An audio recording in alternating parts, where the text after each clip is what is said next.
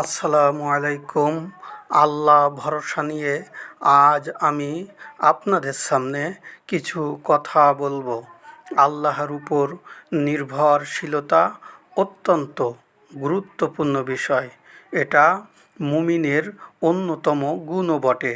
এই মর্মে আল্লাহ তাআলা বলেন, মুমিন তো তারাই যাদের হৃদয় কম্পিত হয় যখন আল্লাহকে স্মরণ করা হয় এবং তার আয়াত তাদের নিকট তিলাওয়াত করা হয়, তখন তা তাদের ঈমান বৃদ্ধি করে এবং তারা তাদের প্রতিপালকের উপরেই নির্ভর করে।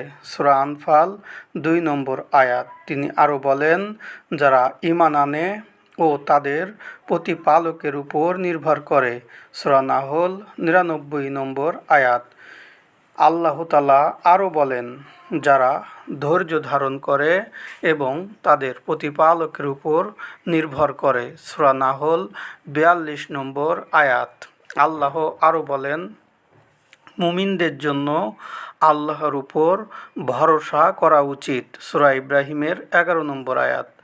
আল্লাহ তাআলা সূরা আলে ইমরানের ১৫৯ নম্বর আয়াতে বলেন, যখন তুমি কোনো কাজের সিদ্ধান্ত করো তখন আল্লাহর উপর ভরসা করো।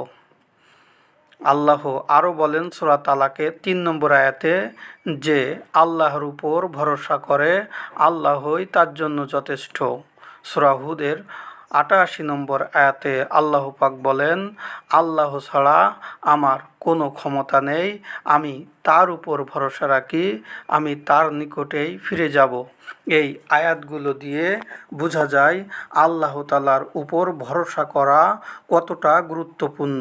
ইবাদত বন্দেগী, তাসবিহ তাহলিল সব জায়গায় আল্লাহ তাআলাকে বেশি বেশি স্মরণ করা, পাশাপাশি ধৈর্য ধারণ করে হালাল হারাম বেঁচে চলা, সেই সাথে পাপ কাজ থেকে তাকওয়া তাওয়াক্কুল অবলম্বন করতে হবে। অন্তরে আল্লাহ ভীতি না থাকলে মানুষ যে কোনো পাপে লিপ্ত হতে পারে। অপরপক্ষে তাওয়াক্কুল মানুষকে অন্যায় পন্থায় থেকে অর্থ উপার্জন থেকে বিরত রাখে, মানুষকে অনেক বিপদ আপদ থেকে রক্ষা করে। আবু বকর সিদ্দিক রাদিয়াল্লাহু আনহুকে রাসূল সাল্লাল্লাহু আলাইহি ওয়াসাল্লাম বলেন, আপনি চিন্তা করবেন না, নিশ্চয়ই আল্লাহ আমাদের সাথে রয়েছেন। সূরা তাওবা ৪০ নম্বর আয়াত। আল্লাহ তাআলা সূরা শুআরার ৬১ থেকে ৬৩ নম্বর আয়াতে বলেন, তারপর উভয় দল যখন মুখোমুখি হলো, তখন মূসার সাথীরা চিৎকার করে বলে উঠল, আমরা তো বন্দী হয়ে গেলাম। মূসা আলাইহিস সালাম বললেন, কখনো নয়, নিশ্চয়ই আমার সাথে রয়েছেন আমার প্রতিপালক, তিনি আমাকে পথ দেখাবেন। তখন আল্লাহ বলেন, আমি মূসাকে ওহীর মাধ্যমে বললাম, সাগরের উপর আপনার লাঠি মারুন। সহসা সাগর বিদীর্ণ হলো, ফেটে গেল এবং তার প্রতি অংশ একটি বিরাট পাহাড়ের আকার ধারণ করল। এ আয়াতে বাহ্যিকভাবে তাদের বাঁচার কোনো পথ ছিল না, কারণ ডানে বামে পিছনে শত্রু দল আর সামনে ছিল সাগর। এরপরেও মূসা আলাইহিস সালাম আল্লাহর উপর দৃঢ় ভরসা রেখে বলছেন, কখনো নয়, অসম্ভব হতেই পারে না, ফিরআউন আমাকে ধরতে পারবে না, কারণ নিশ্চয়ই আমার সাথে আমার প্রতিপালক রয়েছেন, তিনি আমাকে বাঁচার পথ দেখাবেন। পবিত্র কোরআনে এসেছে, ফিরআউনের স্ত্রী আসিয়া বলেন, হে আমার প্রতিপালক, আমার জন্য তোমার জান্নাতে একটি ঘর নির্মাণ করো এবং আমাকে ফিরআউন ও তার কর্ম হতে রক্ষা করো, আর অত্যাচারী লোকদের কবল হতে আমাকে বাঁচাও। সূরা তাহরিমের ১১ নম্বর আয়াত। আল্লাহর উপর তার ভরসা কেমন ছিল এবং তার ঈমানি দৃঢ়তা কতটা মজবুত ছিল তা এ ঘটনা থেকে সহজেই অনুমেয়। তিনি পৃথিবীতে থেকেই জান্নাতে তার জন্য একটি ঘর নির্মাণের জন্য আল্লাহর নিকট জোরালো দাবি জানান। জিব্রাইল আলাইহিসসালাম যখন মানুষের রূপ ধরে মারিয়ামের কাছে প্রবেশ করলেন, তখন মারিয়াম বললেন, নিশ্চয়ই আমি রহমানের নিকট তোমার থেকে আশ্রয় চাচ্ছি, যদি তুমি পরেজগার হও। সূরা মারিয়ামের 18 নং আয়াত। এই আয়াতটি মারিয়াম আল্লাহ তাআলার উপর যে ভরসা করেন তারই বহিঃপ্রকাশ ঘটেছে। তিনি নিজেকে রহমানের সাহায্যে বাঁচতে চাইলেন।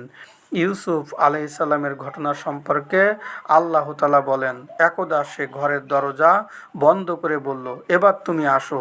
ইউসুফ বললেন, আমি আল্লাহর নিকট এমন কাজ হতে আশ্রয় চাই। নিশ্চয়ই তিনি আমার মালিক, তিনি আমার উত্তম ব্যবস্থা করেছেন। নিশ্চয়ই অপরাধীরা সফল হয় না। সূরা ইউসুফের 23 নম্বর আয়াত। আব্দুল্লাহ ইবনু আব্বাস রাদিয়াল্লাহু আনহু হতে বর্ণিত, তিনি বলেন, যখন ইব্রাহিম আলাইহিসসালামকে আগুনে নিক্ষেপ করা হয়, তখন তিনি বলেছিলেন, আল্লাহই আমার জন্য যথেষ্ট এবং তিনি উত্তম কর্ম বিধায়ক।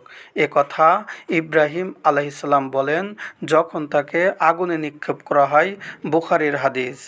ওমর ইবনুল খাত্তাব রাদিয়াল্লাহু আনহু হতে বর্ণিত, তিনি বলেন, আমি রাসূল সাল্লাল্লাহু আলাইহি ওয়াসাল্লামকে বলতে শুনেছি, যদি তোমরা আল্লাহর প্রতি যথাযথভাবে ভরসা করো, তাহলে তিনি তোমাদেরকে অনুরূপ রিজিক দান করবেন যেরূপ পাখিদের দিয়ে থাকেন। তারা ভোরে খালি পেটে বের হয়ে যায় আর সন্ধ্যায় ভরা পেটে ফিরে আসে। এটি তিরমিজি ইবনে মাজার হাদিস। আবু বকর রাদিয়াল্লাহু আনহু হতে বর্ণিত, তিনি বলেন, আমরা যখন গর্তে আশ্রয় নিলাম, তখন আমি নবী করিম সাল্লাল্লাহু আলাইহি ওয়াসাল্লামকে বললাম, যদি কাফেররা তাদের পায়ের নিচের দিকে তাকায় তাহলে আমাদেরকে দেখে ফেলবে। তিনি বললেন, হে আবু বকর, আপনি কি মনে করেন তারা দুজন? আল্লাহ তাদের তৃতীয়জন রয়েছেন। এটি বুখারীর হাদিস। এই হাদিস দ্বারা আমাদের নবীর আল্লাহর উপর ভরসার পরিমাণ অনুমান করা যায়। তিনি একেবারেই নিশ্চিত যে শত্রু তাদেরকে দেখতে পাবে না, অথচ শত্রু তাদের মাথার উপরে রয়েছেন। ইবনু আব্বাস রাদিয়াল্লাহু আনহু বলেন, রাসূল সাল্লাল্লাহু আলাইহি ওয়াসাল্লাম বলেছেন, আমার উম্মতের 70,000 লোক বিনা হিসাবে জান্নাতে যাবে, আর এসব লোক তারাই যারা ঝাড়ফুঁক করে না, অশুভ ফল গ্রহণ করে না, যারা আল্লাহর উপর ভরসা করে। এটি বুখারীর হাদিস।